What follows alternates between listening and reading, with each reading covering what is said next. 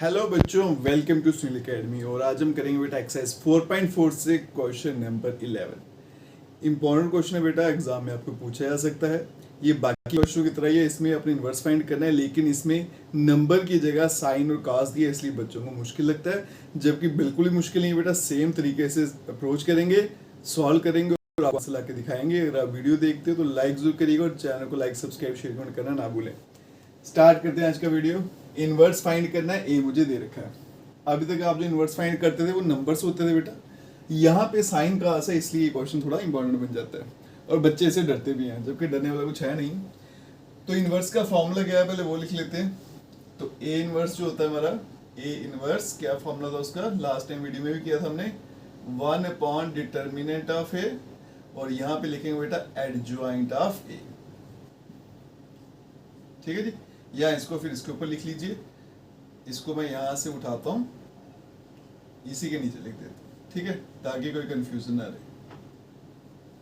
ये फॉर्मूला रहता है। तो आपको कुल मिला के क्या क्या फाइंड करना है, डिटर्मिनेंट ऑफ ए और एडजॉइंट ऑफ ए। तो स्टार्ट करते हैं आज के क्वेश्चन। पहले चलते हैं डिटर्मिनेंट ऑफ ए पे। ए का डिटर्मिनेंट कितना वो देखते हैं।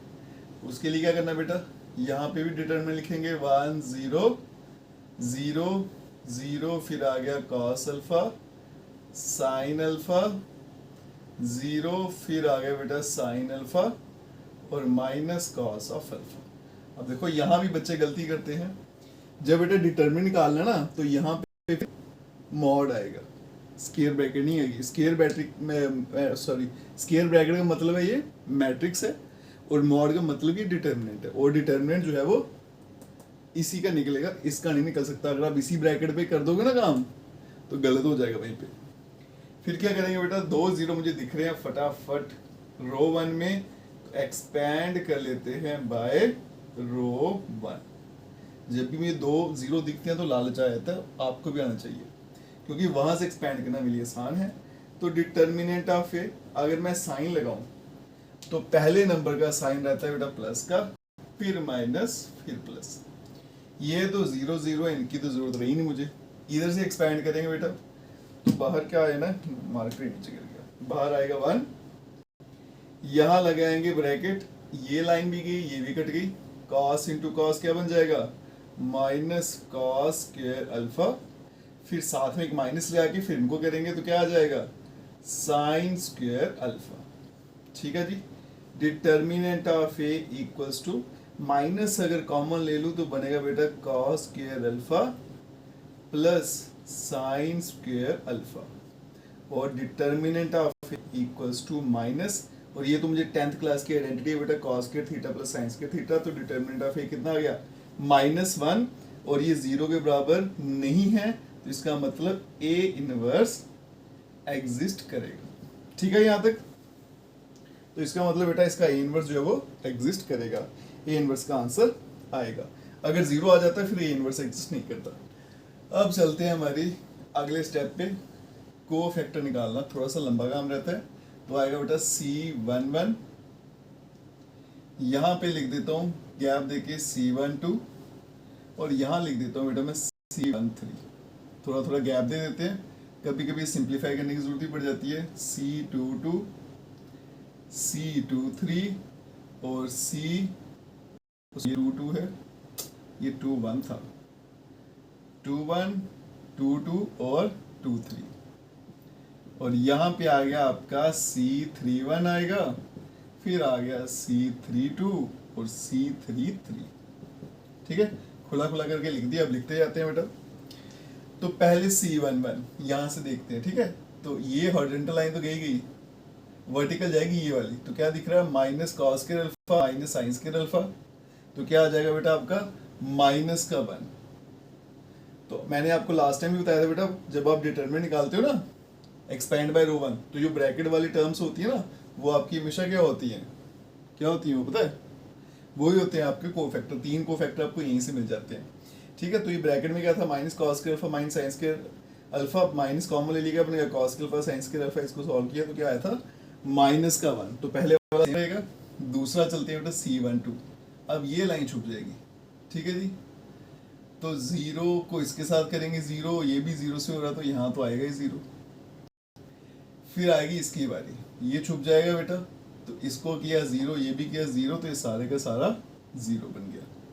अब नेक्स्ट लाइन ये वाली, ठीक है, अब ये वाला लाइन हटनी है, अब यहाँ से ये भी हट जाएगा, ये भी जीरो से, ये भी जीरो से, तो सीधा सीधा जीरो। अब मैं करूँगा इससे, ठीक है जी, तो क्या आएगा minus cos alpha into one, तो आएगा माइनस कॉस ऑफ अल्फा, ठीक है, मैंने ऐसे छुपाया था ना, ये इससे करूँगा जीरो इंटू जीरो, वो तो जीरो रहेगा। फिर 2 3 आ गया मेरा ये वाला, ये छुप जाएगा, इसको 1 से किया तो साइन अल्फा आएगा, तो यहाँ पे आएगा साइन ऑफ अल्फा, दूसरा जीरो अर्थ था। अब ये लाइन भी होगी। अब चलते हैं नेक्स्ट लाइन पे, रो 3 पे। तो सबसे पहले इसको छुपाएंगे, ये भी जीरो से मल्टीप्लाई, ये भी जीरो से, तो जीरो। अब इसकी बारी सेकेंड, इसको मैंने यहाँ पे छुपा दिया, साइन अल्फा को 1 से किया तो क्या आएगा साइन अल्फा। अब C33 इसको भी छुपा दिया, ठीक है, तो कॉस अल्फा 1 से किया तो कॉस अल्फा। तो आप देख सकते हो बेटा, जो क्वेश्चन आपको मुश्किल लग रहा था वो सबसे ज्यादा आसान निकला। इसमें तो मैक्सिमम टर्म क्या आ रही है आपकी, 0 0 आ रही है। अब चलते हैं आगे बेटा, लेट C जो है वो मैट्रिक्स है कोफैक्टर की, बी मैट्रिक्स ऑफ कोफैक्टर्स।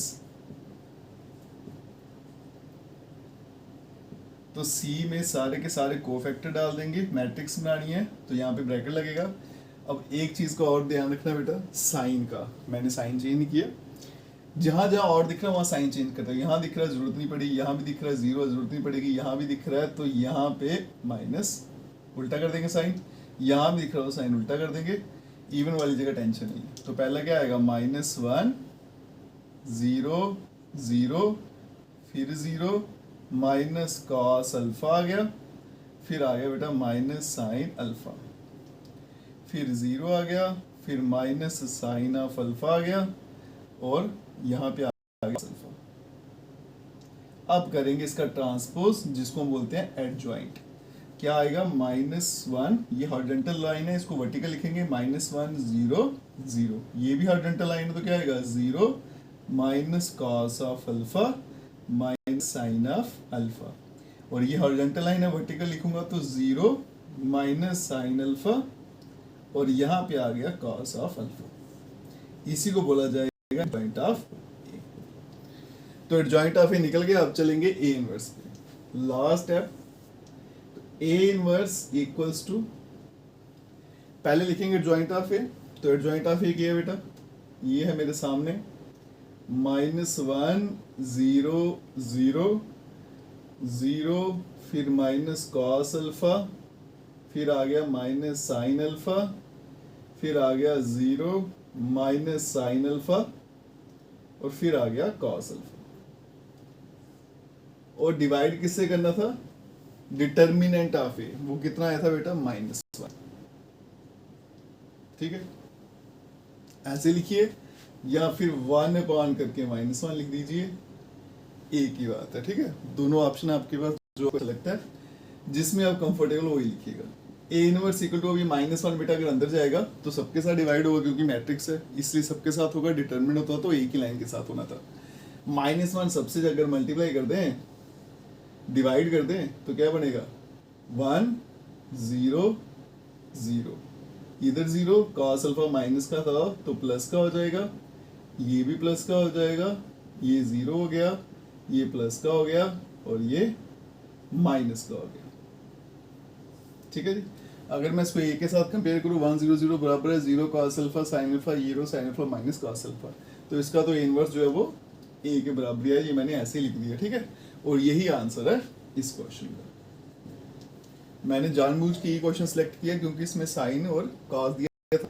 बच्चे क्या करते हैं, डरते हैं साइन कॉस देख के, जबकि बेटा आपको क्या करना होता है, प्रोसीजर फॉलो करना है, स्टेप्स फॉलो करने हैं, बस स्टेप्स फॉलो करते जाइए, एक एक करके जैसे सिखाया है आंसर पे आप खुद ब खुद पहुंच जाओगे। अगर आप वीडियो देखते हो लाइक जरूर करिएगा, और चैनल को लाइक सब्सक्राइब शेयर कमेंट जरूर करें। Best of luck.